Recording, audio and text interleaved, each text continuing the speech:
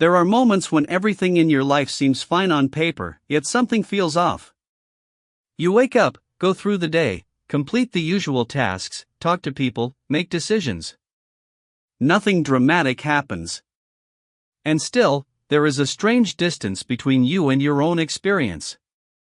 It feels as if life is happening nearby, but not fully inside you. This feeling is subtle.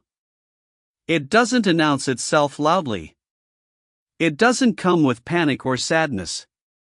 It often feels neutral, almost calm. But underneath that calm, there is a sense of detachment, as if you are watching your own life from slightly too far away. This disconnection doesn't mean something is wrong with you.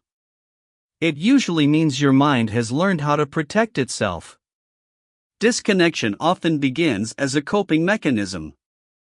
When emotions become repetitive, overwhelming, or too complex to process all at once, the mind slowly reduces emotional intensity.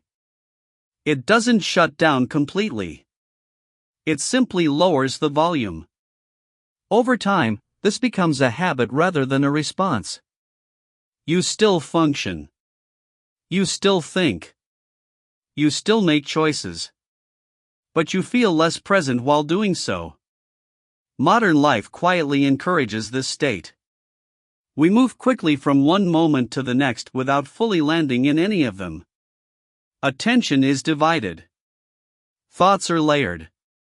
Even rest is often filled with background stimulation. The mind stays busy, but presence becomes shallow. Being mentally active is not the same as being emotionally present. Another reason disconnection appears is constant adaptation.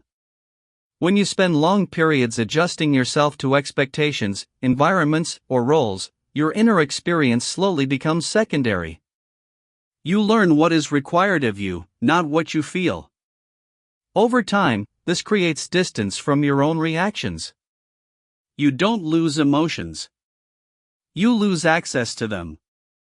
This is why people often say they feel numb, flat, or strangely neutral.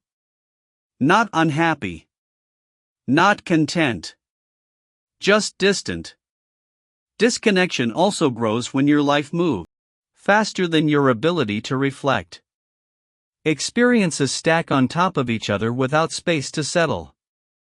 The mind keeps going forward, but emotional processing lags behind.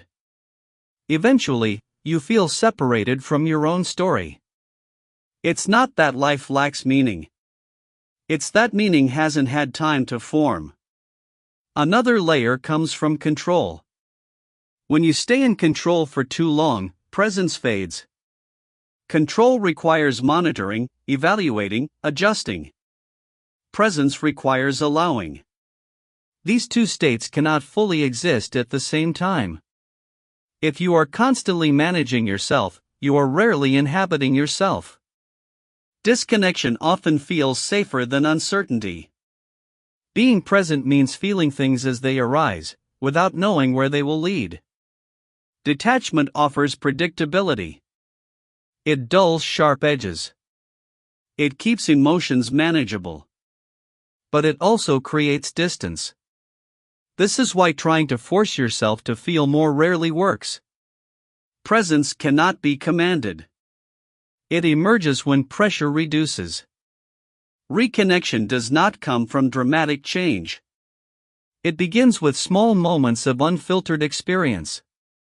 Moments where you are not performing, fixing, or optimizing yourself. Moments where attention rests without expectation. Presence returns slowly, and often quietly. You may notice it in ordinary things. A sound that feels sharper. A thought that feels closer. A reaction that surprises you because it wasn't planned. These moments are signs that emotional awareness is coming back online.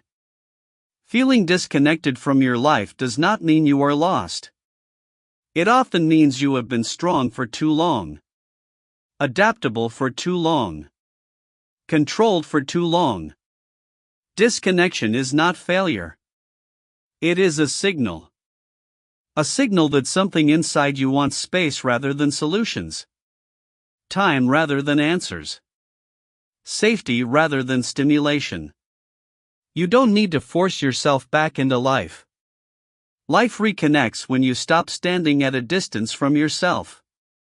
And that distance begins to close the moment you notice it.